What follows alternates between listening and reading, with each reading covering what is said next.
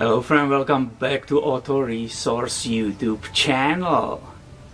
I have here today this 2007 Jeep Liberty, which is equipped with the 3.7 liter V6 engine, and I will be replacing the engine water pump.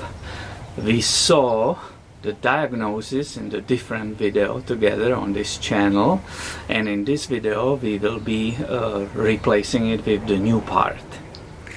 Water pump on this vehicle and on this engine is conveniently located right on the front of the engine. This is the pulley, and it will be very easy to get to it and do this job.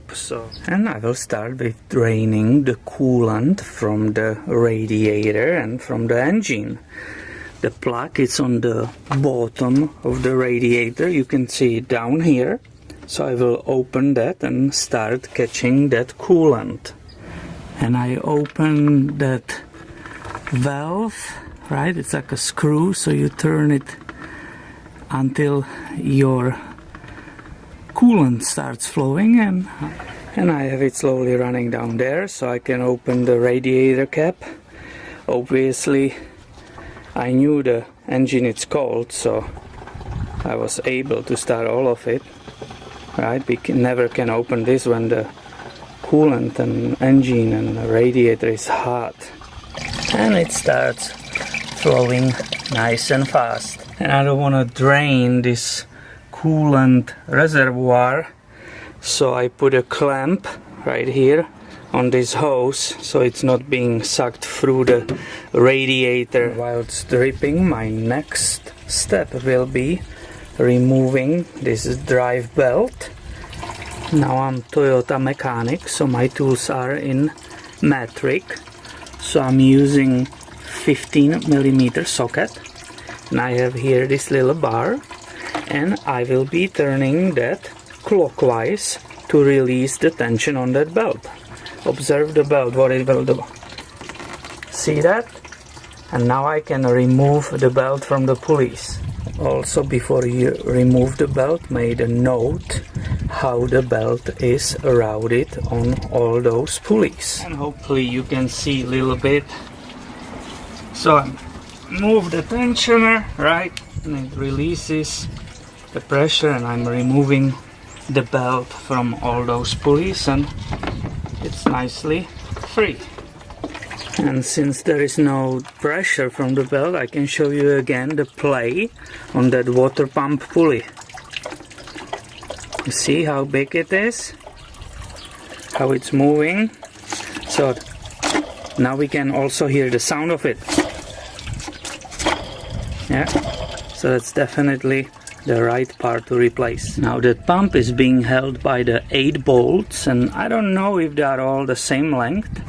So when I will start removing them, I will be placing them here on my rack in the same order or the position as I will remove them. To remove those water pump bolts, I'm using socket number 13mm. And I will go ahead and remove this idler pulley, which you see here, because it's in my way to getting to these bolts. One is right here on the water pump, and one is down there, and that's in my way. It's again the socket number 15, and it has a normal thread, not reverse, so you remove that bolt counterclockwise. And you can see here I have perfect access to these 2 bolts right now. Here you can see why it's a good idea to organize those bolts, because as you can see they are not all the same length. And before removing the last bolt on the water pump, I brought bigger catching pen, because there will be definitely coolant coming out of the engine block. Now I have removed all the bolts, but you can see the water pump is still there. So let's see if I can just break it off by the hand. But I will need some maybe little breaker bar to pull it off. I'm careful around here, I don't want to damage anything. You see just a little pry, And you can hear the coolant coming right from the engine block. So that's why I have that large pan there. And the water pump is coming out. Alright, here it is. And I had to pay attention that it came off with the rubber gasket, which is right here.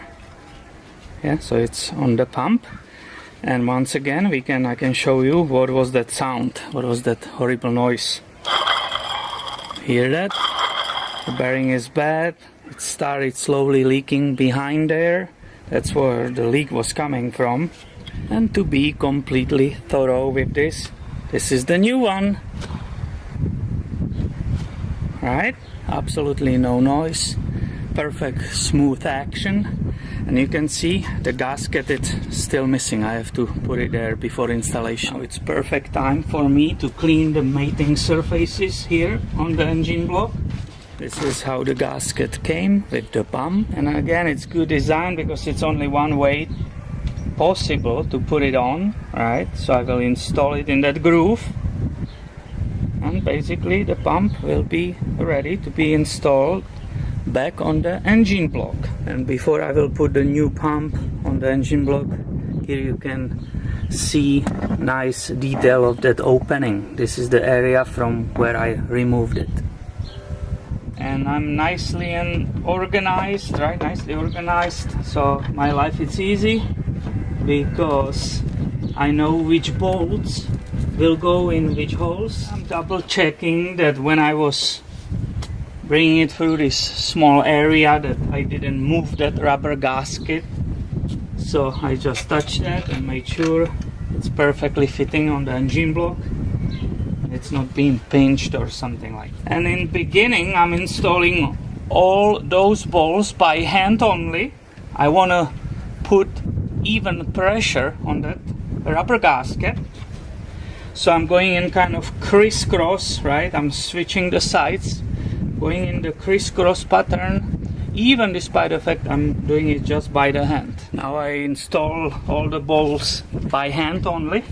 So now I will use my ratchet and gently, again in the same manner, crisscross, I will start gently tightening the bolts. Not much, because I will be using torque wrench to put the correct torque on these bolts later. Now these bolts are supposed to be torqued to the 40 foot-pounds, which is 54.2 Newton meters.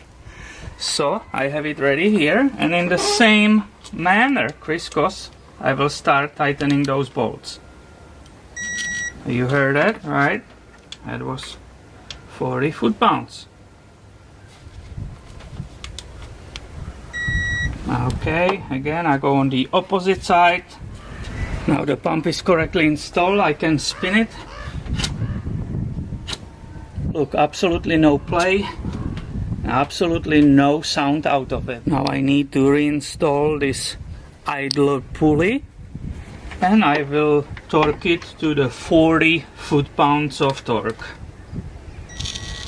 And that means I'm ready to start installing the drive belt back on all those pulleys. And the way I deal with this, I install that belt all around on all the pulleys except the one which is the easiest to reach, and that's the alternator. So I have it everywhere, nicely installed.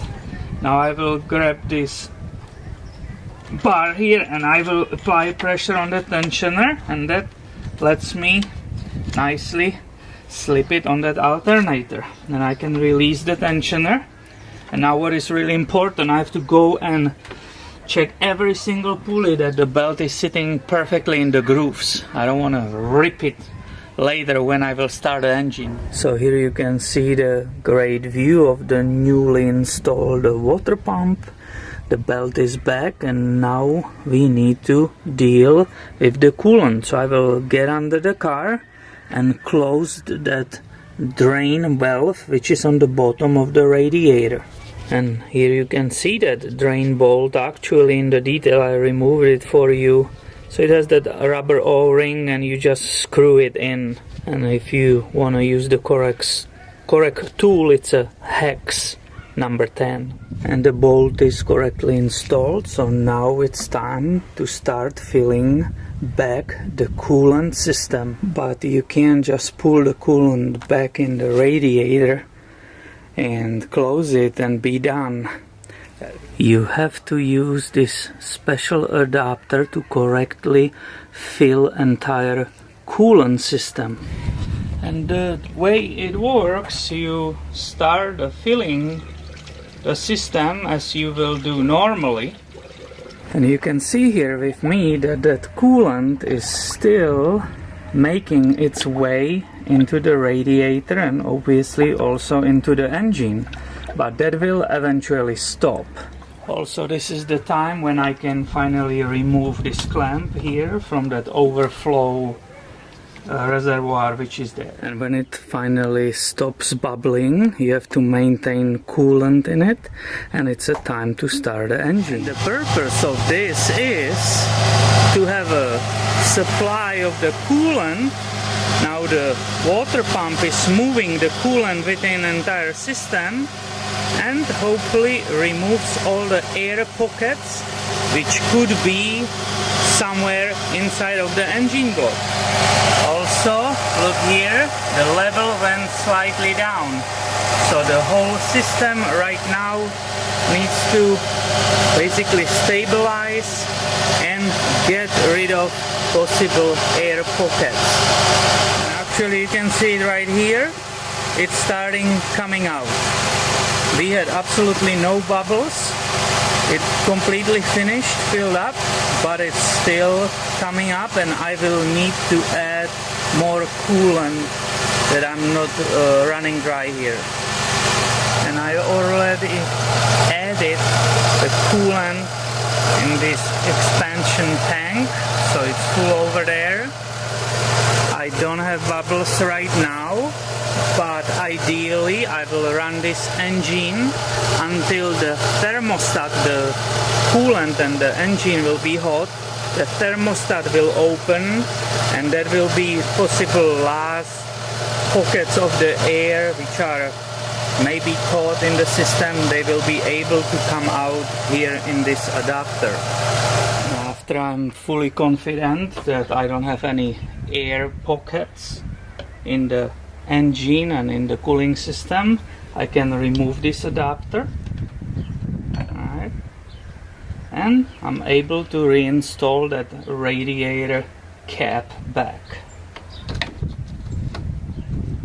And of course I'm still not done after closing this radiator cap. Now I have to clean up everything, look down again for possible leaks, and I definitely have to perform test drive before returning this vehicle to the customer. I hope you have enjoyed watching this video and gives you some idea how this service could be done. Please stay tuned and subscribe, because I have way more videos coming your way on this Auto Resource channel. Thank you for watching and have a wonderful day.